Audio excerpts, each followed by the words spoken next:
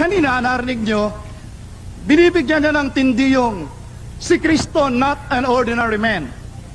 Alam nyo, sang-ayon kami ron.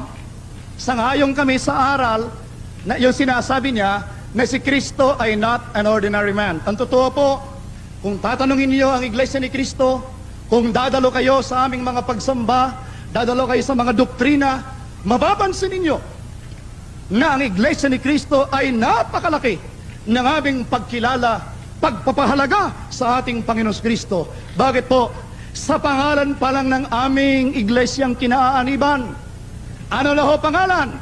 Iglesia ni Kristo. Yung iba, Baptist Church. Saan naroon yung pangalan ni Kristo? Wala.